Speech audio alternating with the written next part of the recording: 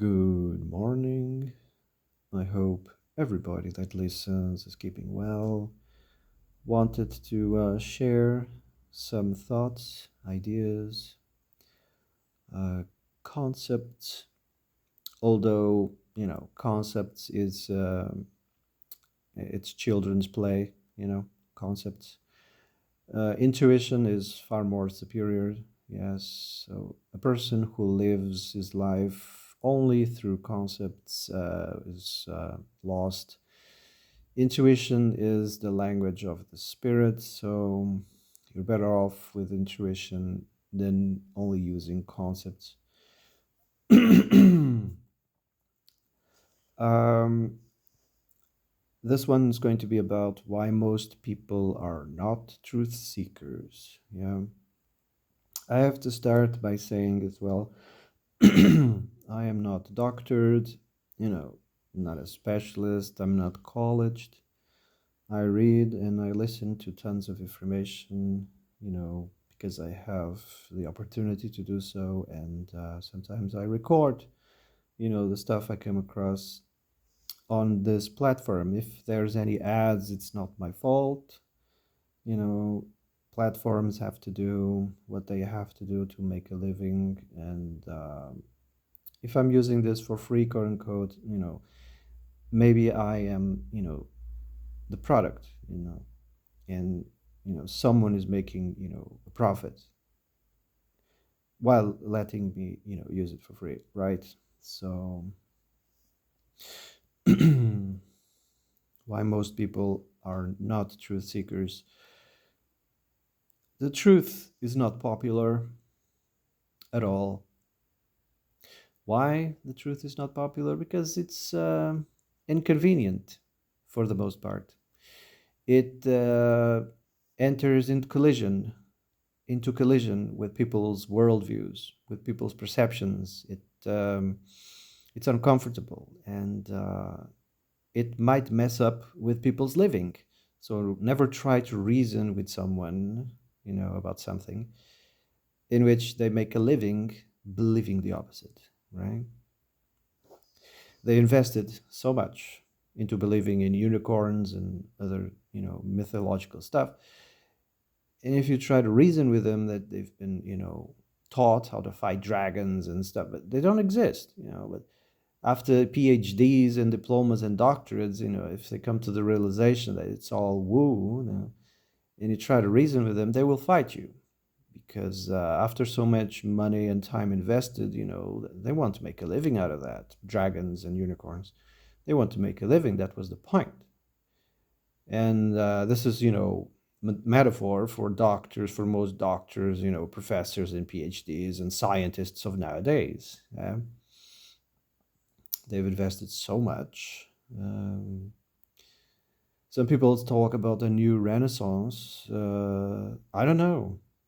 Some people say renaissance was a good thing. Others say it was a very, bad idea. It was a very dumb idea, the Enlightenment, because, it brings forth more and darkening than enlightenment. Again, because people are not looking for the truth. They are looking for a way of living. Yeah. A new renaissance, I don't think it will never ever happen. And why do you need to be born again? That's what it means.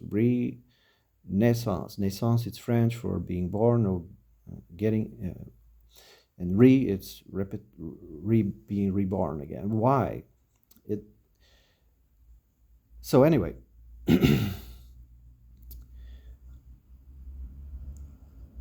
um, eventually, a truth seeker, in my opinion, will realize that there's two selves to every person in the world. There's two selves. There's the shell, the outside, that one you see that in the mirror, that one you see, it's the shell. It's a persona, it's an avatar, and this shell is created over, periods. Since I heard people saying, after 6 months. It's around 6 months or a year after you are born that the ego, this shell, this outside, starts being created.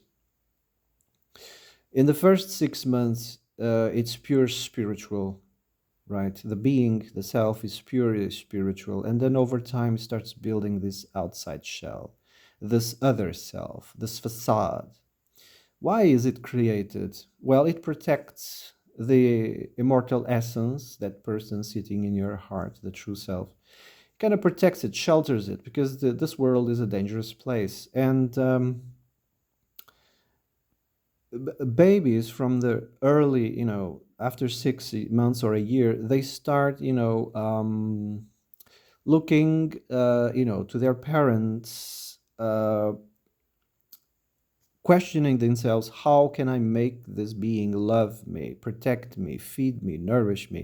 They have to what? Be cute, They have to be cute. And by simply existing, it triggers in people's brains, all of these hormones that make people act foolish. When parents make those crazy faces to their children, and those crazy sounds and etc. They are trying to, they're completely caught in the moment, and that's the mechanism, or the what the newborn causes on people, that will make them protect them, love them, feed them until they are grown-ups. Some people say it's a life-changing experience becoming a father or becoming a mother.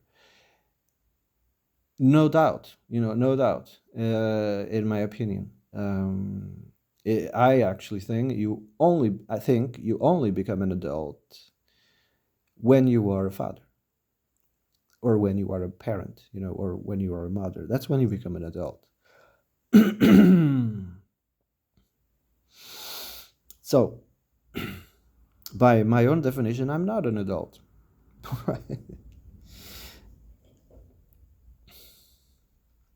Anyway, maybe, in the if you think clearly, if you could think about it, an adult is someone who's over 40 years old. There's a reason why, some countries, I don't know if it's for everybody, you can only be president of that country if you are above a certain age. They don't let 18-year-olds become the president. It doesn't make any sense, right? So the president has to have a certain age, right? After a certain age, I think United States is 35. Yeah, between 35 and 40. I'm not sure, but they know logically you become an adult around the 35, 40, and I agree. It's so why do they let you vote when you are 18? Right? That's a good question. So anyway, let's go back to the two selves. So when this newborn comes to the world, it the survival instinct kicks in. This survival instinct is the facade, the ego that starts building around the spiritual. It wants to be liked. It wants to be loved. That's immediately the first things that the spirit, pure spiritual, when it reaches, when it's embodied, it's immediately those first questions: how am I going to be liked? How am I going to be loved? And this is what most people will pursue for the rest of their lives, is to be liked and to be loved.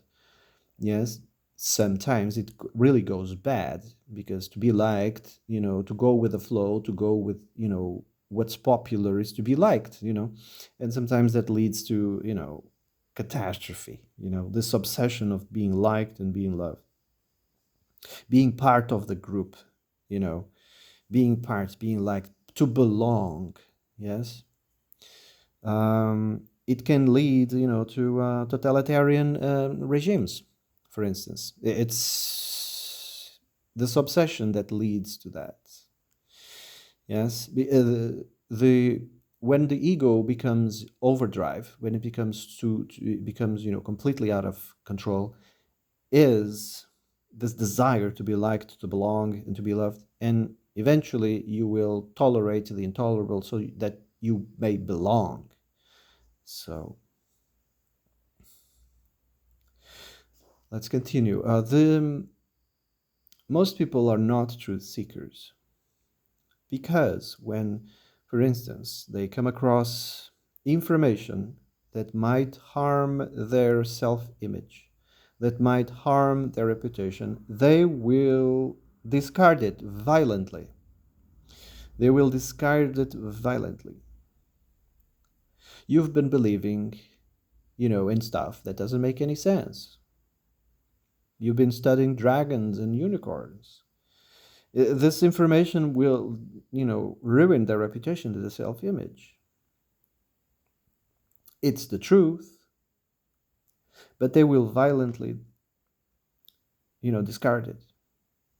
So most people are not truth seekers. Yes. What happens? What happens that makes you become a truth seeker?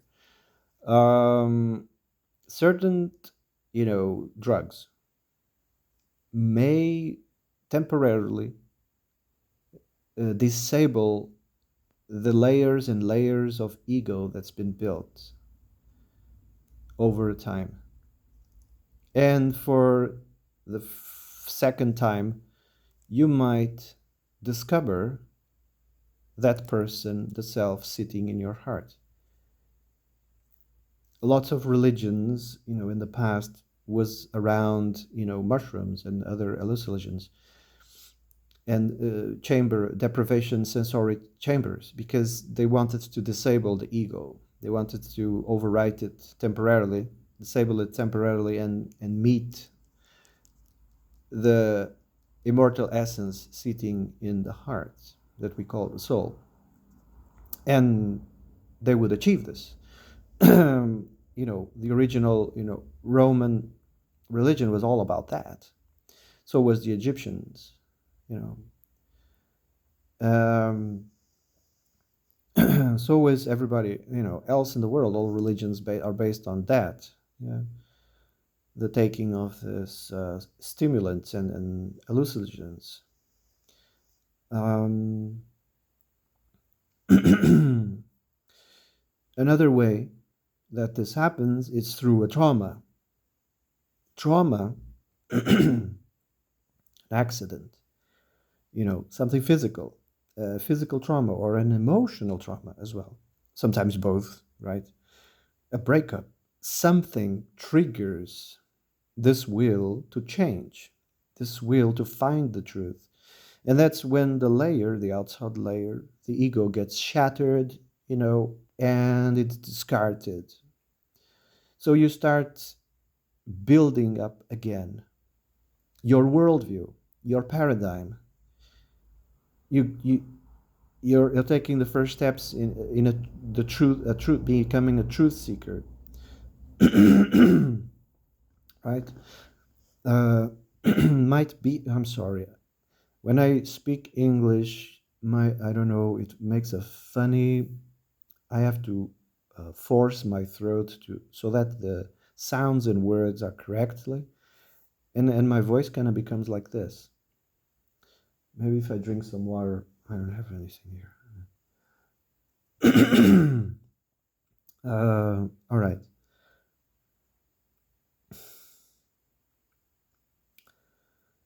Where was I?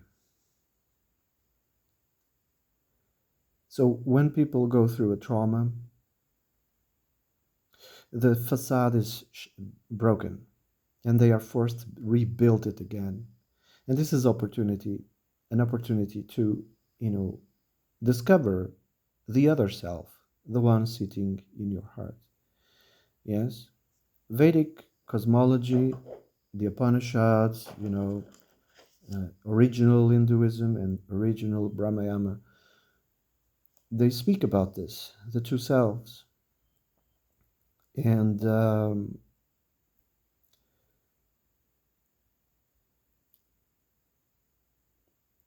Oh man, I'm losing my train of thought. Thank you. My throat. My throat ruined this video. 15 minutes. Anyway, I'm going to upload it anyway. Um, so,